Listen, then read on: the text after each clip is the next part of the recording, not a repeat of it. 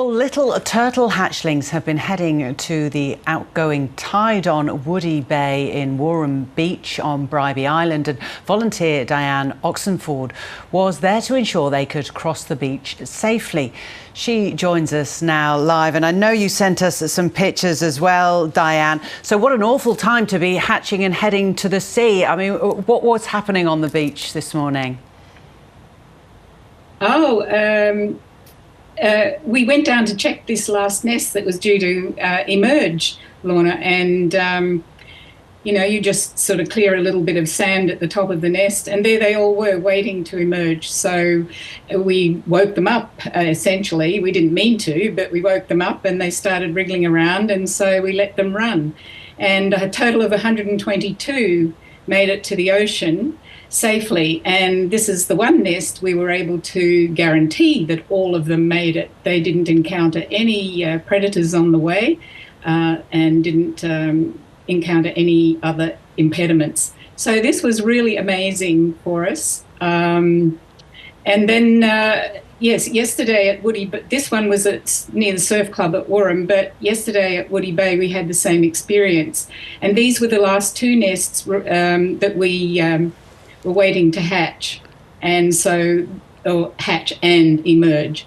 So it was a really good result. We've only lost two nests in the pedestrian area of Bribie Island to erosion. The others that are north in the national park area, we can't do anything about those that we've relocated out of harm's way, hopefully.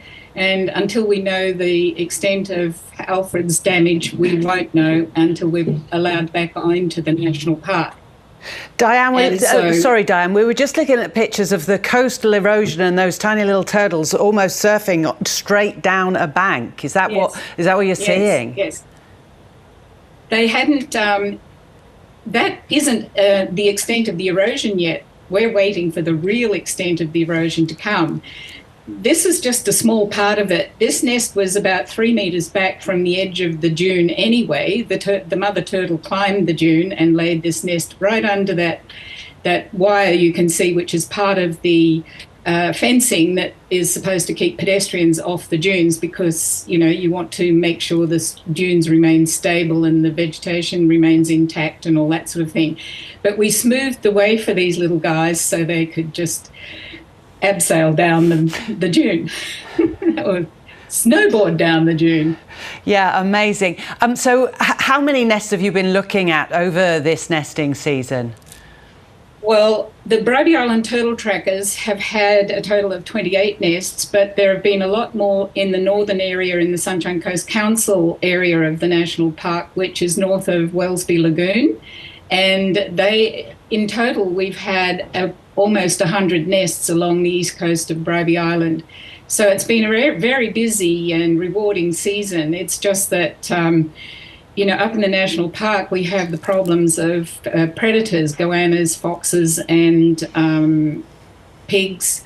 So you spend a lot of time protecting the nests with cages and fencing and all that sort of thing, whereas in the pedestrian area, somehow these predators haven't appeared as much.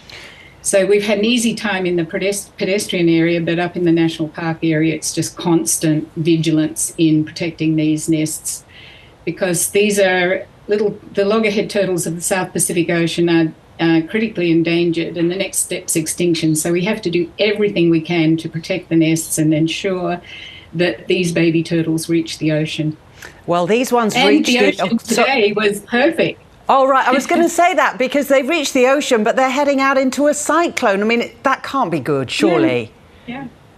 Well, I think on the coastline where the huge waves are breaking, that's not good. But I think out in the ocean, they're not breaking so much. Once they reach those ocean currents, they just will float along with the high seas. I hope. This is what I imagine, and my optimistic nature perceives will happen. They will make it. Yes, let's hope so. So just to clarify, they're going to join Nemo and his friends in this East Australian park. I know that one, yeah. Are there any nests that haven't hatched that are in danger from beach erosion? Up in the national park, yes, but we can't get up there to assess the damage yet because they closed the national park. But our nests in the pedestrian area south of the national park, which is probably about 10 kilometres or so, this one today was our last nest to emerge. So all of them have emerged now here safely. We are pleased about that. Diane, it's been lovely to talk to you. Thanks for bringing us the story of the turtles. Diane Oxford from Bribie Island Turtle Trackers. Thank you.